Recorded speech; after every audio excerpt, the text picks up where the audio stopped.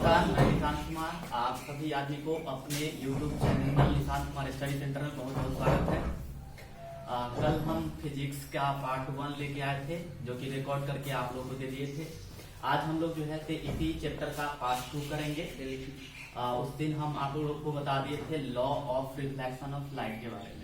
सबसे पहले तो हम कहेंगे क्या कि ये जो आदमी इस समय में नहीं बोलते हैं उनको तो कुछ देर में नहीं करते हैं। जब तक बोलते हैं नहीं तब तक कुछ नहीं मिलता है। तो कहने का मतलब हम यदि पहला वीडियो में नहीं बोले थे कि लाइक सब्सक्राइब शेयर कर दीजिए तो आप लोग एकदम ठेंगे दिखा दिए। कम से कम जो है लाइक शेयर आप लोग दबा का मारिए, फोड़ दीजिए लैपटॉप आप उड़ा दीजिए कम से कम, समझे ना। कोई बात नहीं है। हमारे कहने का मतलब कि आप हमारे वीडियो को ज्यादा से ज्यादा शेयर कीजिए, लाइक्स कीजिए। यदि आप लाइक शेयर करते हैं तो हमारी मनोबल बढ़ती है और जैसे जैसे हमारा सब्सक्राइबर लाइक शेयर बढ़ेगा हम आपके लिए उतना ही बेहतर बेहतर वीडियो लाएंगे, टॉपिक्स लाएंगे। और इसी प्रकार से हम क्लास 10 का अभी जो फिजिक्स कर रहे हैं इसका पूरा बोर्ड सब्जेक्ट आपको फ्री में यूट्यूब पर प्रोवाइड करवाएंगे। ठीक है, ज्यादा हम समय नहीं लेंगे। आज हम बात करेंगे law of reflection of light के बारे में। उस दिन हम नॉर्मल तक बात कर चुके थे। देखिए, हम बता रहे थे उस दिन की प्रकृति में जितनी भी घटना होती है वह सब एक निश्चित नियम के अंतर्गत ही होती है। सेम उसी प्रकार से फिजिक्स में भी है कि अगर कोई प्रकाश किसी भी चीज पर पड़ती है तो इसका मतलब यह नहीं है कि किधर से भी रिफ्लेक्शन हो जाएगा। Law of reflection of light, law of reflection of light. Law of reflection of light समझेंगे तो इसमें सबसे पहले कहा हुआ है कि law of reflection of light में कि अगर कहीं किसी ऑब्जेक्ट पर लाइट यदि पड़ती है, लेकिन बस कंडीशन यह है कि ये रेगुलर सरफेस होना चाहिए। कौन सा सरफेस होना चाहिए बोल सकते हो आप लोग भी? कौन सा सरफेस चाहिए?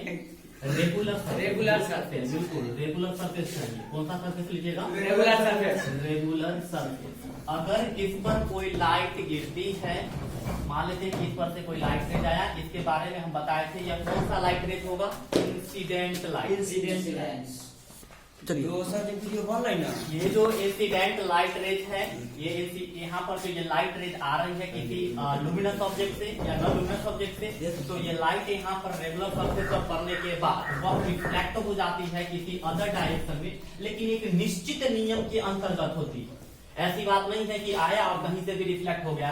तो कहीं से भी रिफ्लेक्ट हो सकता है, ऐसा बात नहीं कि नहीं हो सकता, लेकिन उसकी कंडीशन क्या है कि रेगुलर के जगह पर इररेगुलर होना चाहिए, तब जाकर के किधर भी डायरेक्शन हो सकता है। लेकिन रेगुलर सरफेस पर यदि कोई इंसिडेंट लाइट रेज आती है, जितना एंगल से इस पर आती है उतना ही एंगल से ये क्या हो जाता है? रिफ्लेक्ट हो जाता है। यहाँ पर हम लोग एक परपेंडिकुलर लाइन ड्रॉ करेंगे जिसको हम लोग क्या बोलते हैं? नॉर्मल बोलते हैं। क्या बोलिएगा? नॉर्मल। समझे? इसमें इसको क्या बोल देते हैं? Incident light raise, incident light rays. और इसको क्या बोलिएगा? रिफ्लेक्टेड। बोलिए, क्या बोलेंगे? रिफ्लेक्टेड। रिफ्लेक्टेड बोलेंगे। और इसको बोलते हैं पॉइंट ऑफ इंसिडेंस। क्या बोलिएगा? Point of incidence. Point of incidence. शायद उस दिन हम आपको यह भी बता दिए थे कि एंगल ऑफ इंसिडेंस क्या है और एंगल ऑफ इनोरी होता है। बुढ़वा कहीं के पढ़ना आराम से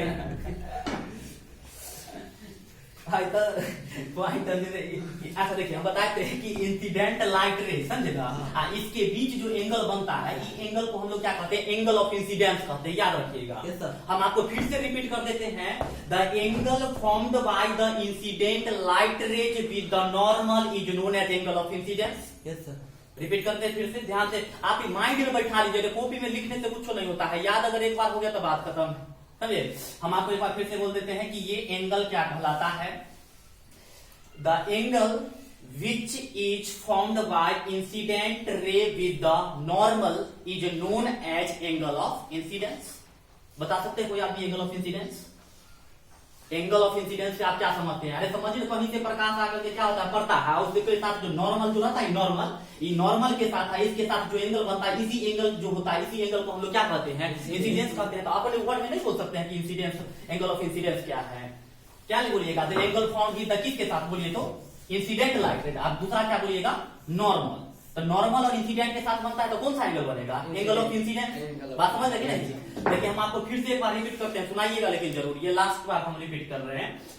the angle formed by incident light rays with the normal is known as angle of incidence, and the angle formed by the reflected light rays with the normal is known as angle of reflection, not refraction, reflection। बता सकते हैं reflection का? The angle formed by reflected light rays with the normal is known as angle of reflection।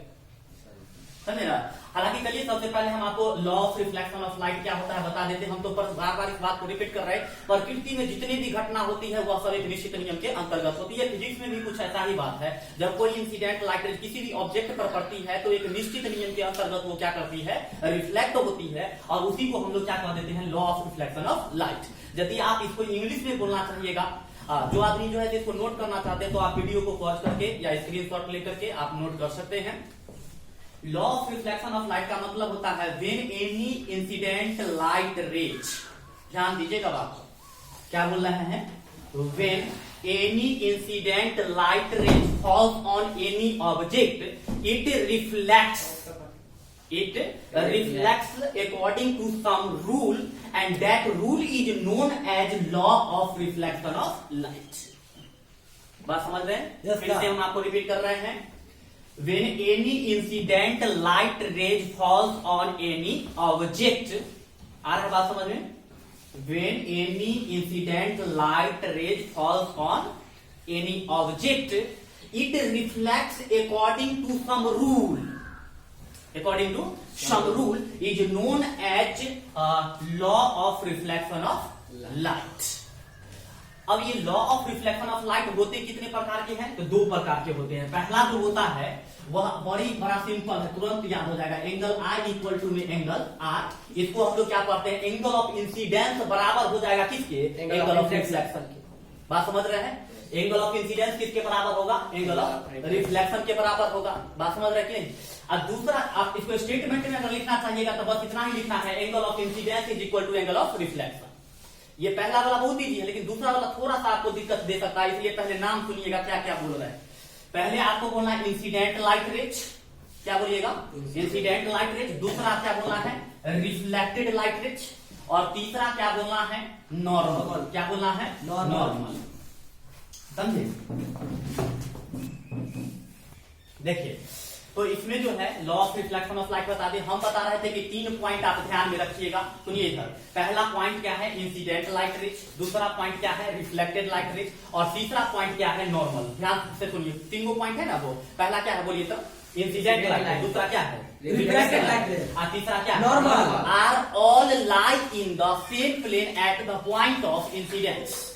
Are all lie in the rule number second है, इधर ध्यान से देखो, incident light rays, reflected light rays and the normal are all lie in the same plane at the point of incidence. बात समझ रहे हैं? ये हम आपको लिखवा चुके हैं पहले से, इसलिए हम सिर्फ आपको रिवीजन करवा रहे हैं। फिर से एक बार बोलते हैं, जो आदमी लिखना चाहिएगा आप धीरे धीरे इसको लिख सकते हैं। सेकेंड रूल जो है, ये क्या? Incident light rays, reflected light rays and the normal are all lie in the same plane at the point of incidence. बात समझ रहे हैं? ये है आपका law of reflection of light. इसके बाद जो है आता है क्या? Law of reflection of light के बाद कि प्लेन मिरर। हमको इसमें मुख्य रूप से 2-3 चीज पढ़ना है। पहला क्या पढ़ना है? Plane mirror. दूसरा पढ़ना है स्फेरिकल मिरर। स्फेरिकल मिरर में फिर हम लोग को लेंस के बारे में पढ़ना है, इमेज फॉर्मेशन पढ़ना है। आज हम आपको प्लेन मिरर के बारे में थोड़ा सा बता देते हैं।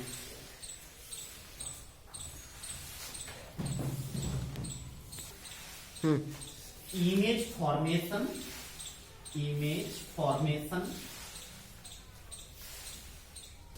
Formation by plane mirror,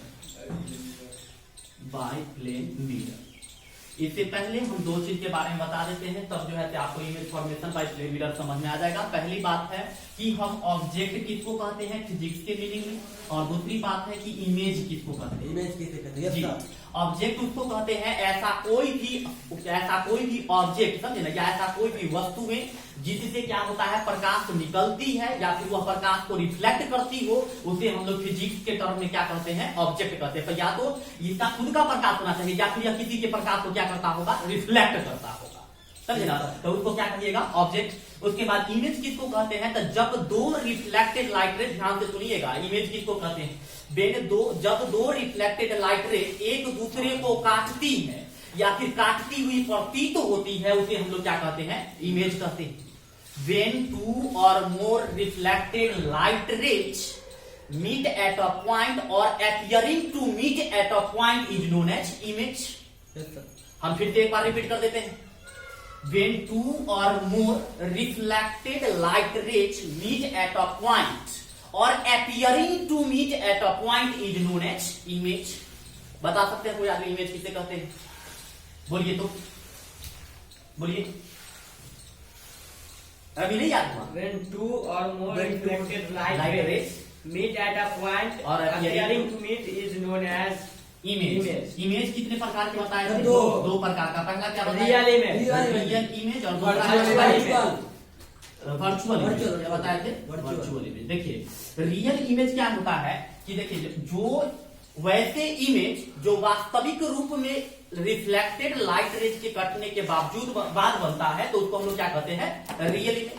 real image में एक और बात है कि जब कोई इमेज क्या होता है स्क्रीन पर प्राप्त हो जाता है, तो उसको हम लोग क्या कहते हैं, रियल इमेज। और वैसे इमेज जो स्क्रीन पर प्राप्त नहीं किए जा सकते हैं, या फिर ये वैसे इमेज जिसका फॉर्मेशन जो है लाइट रेज को कटने के बजाय सिर्फ मिलते हुए प्रतीत होने के बाद हुआ है, तो इस प्रकार की इमेज को क्या कहेंगे, वर्चुअल इमेज कहेंगे।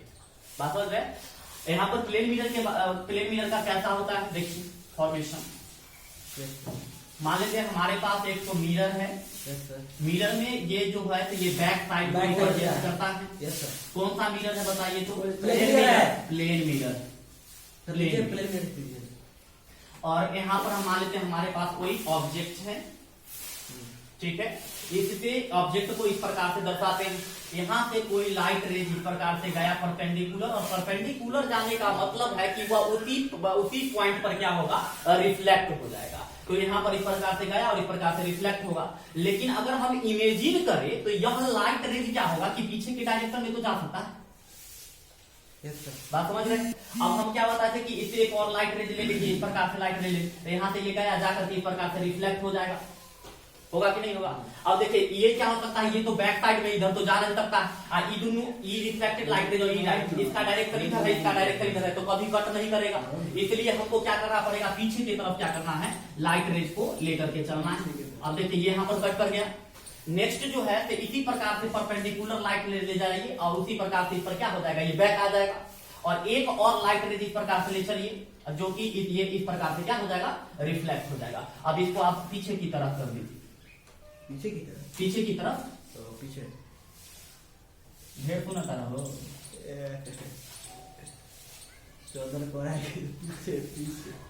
देखिए ये इसको जो है इस प्रकार से मिला देंगे। अब यहाँ पर जो इमेज बनेगा वह क्या बनेगा, ए डैश और क्या बनेगा, बी डैश, या फिर आप ऊपर में बी डैश लिख लीजिए और नीचे में ए डैश। इधर ए भी नहीं लिखे, ठीक है, इधर ए भी लिख देते हैं, ए और बी। ये क्या है बोलिए तो, प्लेन मिरर। प्लेन मिरर, कौन सा मिरर है, प्लेन मिरर है। उसके बाद देखिए ये क्या हो जाएगा, इंसिडेंट लाइट रेज। हम आपको बता देते हैं ये इंसिडेंट लाइट रेज, ये क्या, ये रिफ्लेक्टेड तो इसी पर आ जाएगा। और दूसरा जो है देखिए ये भी क्या है, इंसिडेंट लाइट रेज, और ये वाला क्या होगा, रिफ्लेक्टेड लाइट रेज। फिर ये क्या होगा, इंसिडेंट लाइट रेज, और ये क्या होगा, रिफ्लेक्टेड लाइट रेज।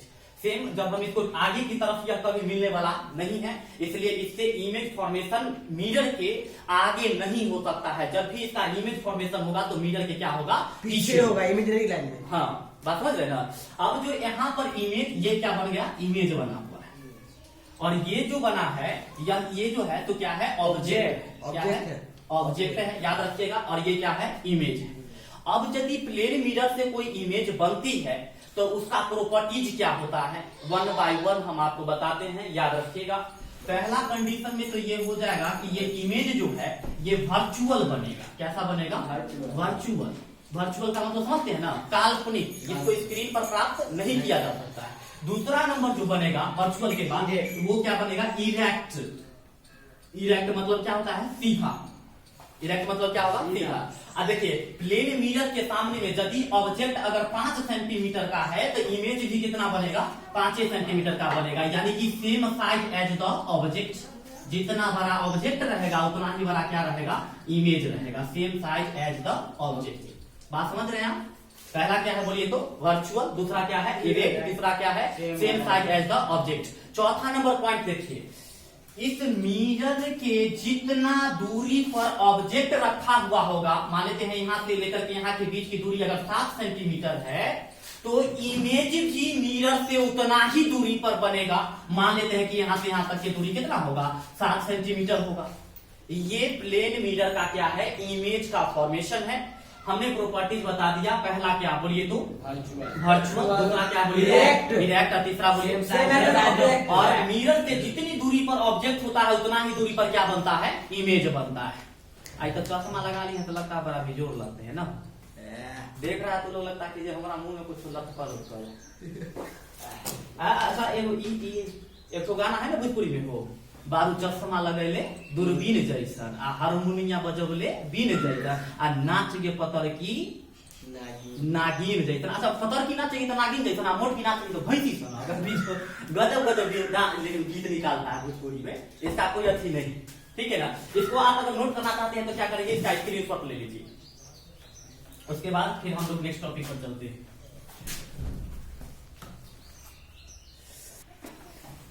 देखिए होता क्या है कि जैसे देखिएगा क्या होता है कि गांव शहर आगे देखिएगा ना तो क्या होता है कि जैसे मतलब कि मान लेते कोई गर्ल्स है समझे ना, वो क्या कर लेती है, चाहे कोई वुमेन भी है तो क्या करेगा, लिपस्टिक लगा, इतना ना गर्मी बढ़ता पसीना चलता है कि सारा जो है तो जेबरा की तरह लाल लाल निशान हो जाएगा, बाघ की तरह समझते इस पर लटक जाएगा, समझे। इस पर जो है जो क्या है लिपस्टिक है, कथी होता है ये ना है, इस पर जो है ना तब बड़ा बिजोर जो है भोजपुरी में गाना भी बजाया है नहीं, वो गाना है ना पर मारने वाला जी नहीं, उसमें है क्या, तू लगा के लिपस्टिक ही ले ला 45 डिस्ट्रिक्ट का, तू मतलब भारत टॉप नहीं है गजब। लेकिन मतलब कि उसके बाद में तो ये बोलता है कमरिया करे लपा लप लॉलीपॉप लागे नहीं समझे। चलिए अभी हम लोग क्या पढ़ेंगे, स्फेरिकल मिरर के बारे में पढ़ेंगे। किसके बारे में पढ़िएगा, स्फेरिकल मिरर के बारे में। आप लोग को भी इससे ज्यादा नहीं पढ़ा, इससे सब नोट करते चलिए, ठीक है ना। कौन सा यूज ऑफ प्लेन छोड़ दीजिए, स्फेरिकल मिरर सब जानिए जाएगा तो बातें खराब हो जाएगी। स्फेरिकल मिरर देखिए, स्फेरिकल मिरर क्या होता है, स्फेरिकल मिरर क्या होता है देखिए, वीडियो पे जो लाइक ना स्फेरिकल सुनिए, स्फेरिकल मिरर जो होता है, इधर ध्यान दीजिए बदमाश नहीं।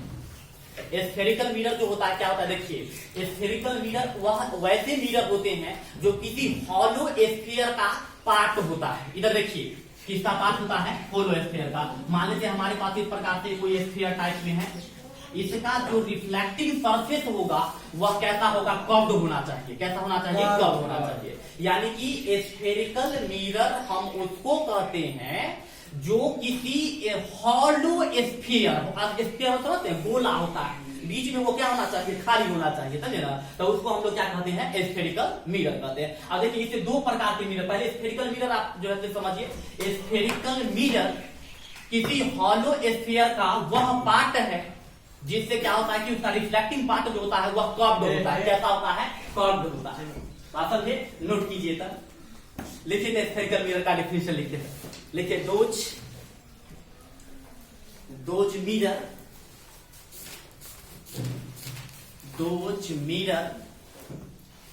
whose reflecting surface each, those mirror whose reflecting surface each, those mirror whose reflecting surface each curved, each whose reflecting surface each curved, C-U-R-V-E-D, curved, C-U-R-V-E-D, curved, is known as sir repeat डाल कीजिए। yes, those mirror whose reflecting surface each, those mirror whose reflecting surface each Curved. curved is known as Reflecting. which reflecting surface each curved is known as spherical mirror. इसका definition आप दूसरा तरीके से भी दे सकते हैं। that mirror which is a part of hollow sphere of glass is known as spherical mirror. Okay. बात समझ रहे हैं?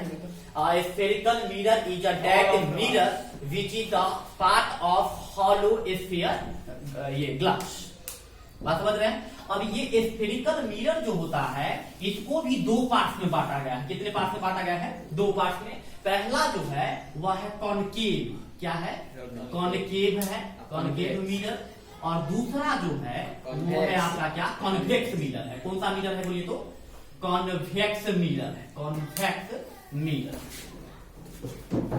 बोलिए तो स्फेरिकल मिरर कितने प्रकार के होते हैं? दो प्रकार के होते हैं। पहला क्या है बोलिए? Concave mirror. दूसरा क्या है? Convex mirror. पहला क्या है बोलिए तो? इसको बोलते हैं अवतल दर्पण। क्या बोलिएगा? अवतल दर्पण बोलना है। और जो सर जी टाइप और ये कन्वेक्स मिरर जो है इसको आपको क्या बोलना है? उत्तल दर्पण बोलना है। कौन सा दर्पण बोलिएगा? उत्तल दर्पण। ठीक है। पहला क्या है बोलिए तो? Concave mirror. और दूसरा क्या है? Convex mirror. ये किस दर्पण में आता है? अवतल दर्पण में। और ये किस में आता है? उत्तल दर्पण में। बस इंग्लिश में क्या है? कॉनकेव मिरर है, कन्वेक्स मिरर, अवतल दर्पण और क्या है? उत्तल दर्पण। बात समझ रहा? अब देखिए आप इसके बीच में समझिएगा कैसे। बहुत जो है ना बहुत स्टूडेंट कितनों क्लियर से पढ़ लेता है उसके बावजूद भी इन दोनों में कंफ्यूजन आ ही जाता है। समझे? तो इसके लिए जो है बड़ा ही सिंपल तरीका है याद करने के लिए। देखिए अब क्या होता है, एक सामान्य व्यक्ति है जैसे कि चंदन है, अमन है, आप सभी आदमी देखिए क्या कि सब कहते हैं सब तुम लोग का भी क्या है पेट में बाहर निकल है ना अंदर धसल है, और अभी के निकल है धसल है अंदर मुंह है तो वो अलग बात है। ऐसे क्या है समतल होना चाहिए। अपना काम करता है तो प्लेन में क्या होना चाहिए? समतल होना। देखिए किसी का देख ना तो पेट जो है अंदर मुंह धसल लगेगा, कुपोषण के शिकार है, अजीब देखने में माया लग जाता है देख करके। समझे ना? तो जेकर पेट अंदर में धसल रहेगा वो कौन सा कहलाता है? Concave mirror. पेट अंदर में धसल है तो क्या कहलाएगा? Concave mirror. आज जे पर एकदम नाक निकलल है ना समझिएगा किस में आता है? कन्वेक्स मिरर में। अगर रिफ्लेक्टिंग सरफेस आगे की तरफ निकला हुआ हो तो कन्वेक्स मिरर होगा। यदि क्या होगा ये क्या कहते हैं रिफ्लेक्टिंग सरफेस अंदर की तरफ धसा हुआ होगा तो कौन से मिरर में आएगा? Concave mirror. ऐसे हम आपको इसका डेफिनेशन लिखाएंगे। पहले आप एक नंबर में लिख लीजिए कॉनकेव मिरर, दूसरा लिखिए कन्वेक्स मिरर। नोट कीजिए तो पहला लिखिए कॉनकेव मिरर, दूसरा लिखिए कन्वेक्स मिरर। लिख लिए हैं?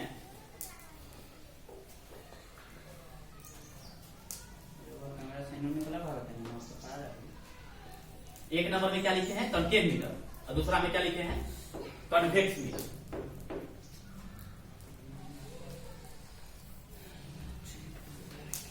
कंप्लीट हुआ?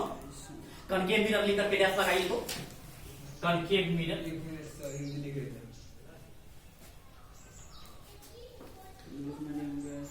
कॉनकेव मिरर लिख के डैश लगाइए। सर वो क्वेश्चन है पूछे पूछिए। हम दाढ़ी बनाने के लिए मतलब किस दर्पण का उपयोग? नहीं कल इसका कॉनकेव मिरर।